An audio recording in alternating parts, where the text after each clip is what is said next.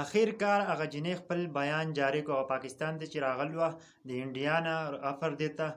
نو هغه خپل بیان جاری کو میډیا والے ته څه وویلو پاکستان دپاره څه پیغام جاری کړی دی او د انډیا دپاره او کله به دا انډیا ته واپس شي او د څه دپاره راغلی ده ویډیو را سره مکمل وګورئ د نورو ملګرو سره هم شیر کړئ بیا سره زه خپلې هم یو څو خبرې کوم ویډیو ضرور وګورئ چې دا جنۍ د څه دپاره پاکستان ته راغلی ده او اپردیر ته راغلی ده تاسو ته پته ده نو راځئ ویډیو ګورو بیا خپل بحث کوو میں سب کو یہ میسج دینا چاہتی ہوں کہ میں یہاں پہ لیگل طریقے سے آئی ہوں اور میں اپنی پلاننگ سے آئی ہوں. یہ کوئی 2 دن کی بات نہیں ہے کہ میں اچانک سے آ گئی ہوں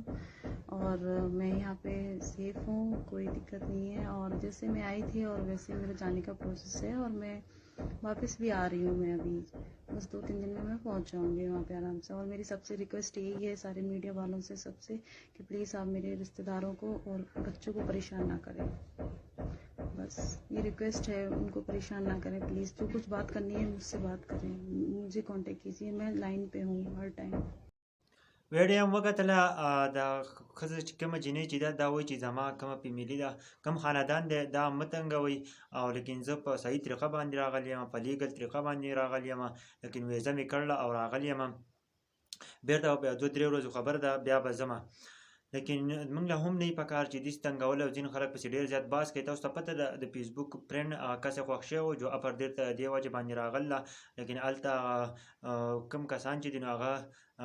ډېر زیات میډیا هغه تنګوي نو دوی وایي چې زمونږ خاندان او زمونږ دا مه تنګوئ موږ به بیا بېرته درځم انډیا ته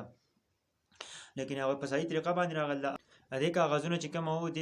ویزه لګېدل د په تاڼه کې هم چیک کړله چې دا یې دا ایس آی والا ده که دا بس په کومه طریقه باندې د پاکستان ته راغله لیکن هغه چې مکمل معلومات وکړل نو هغه په صحیح طریقه باندې راغله او ویزه یې کړو او راغله لیکن په دې طریقه چې هغه واپس بېرته لاړه شي په صحیح طریقه نو زمونږ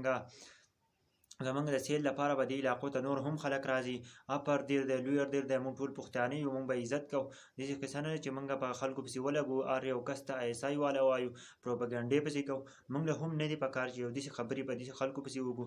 هغه به راغلي دې خلکو سره به طبیعت لګي. تاسو ته پته ده فیسبوک باندې کس خوښ شوی و چې په هغه پسې راغله یو 2-3 ورځې خبره ده او به واپس ځي لیکن ډېرې خبرې پسې نه وي په کار. نن سبا که تاسو سوچ وکړئ سوشل میډیا بس یو ته هغه جو هغه پسې خبرې نور بل شان کوي خبره یو شان او دې په بله طریقه باندې وکړي نو دا خبرې نه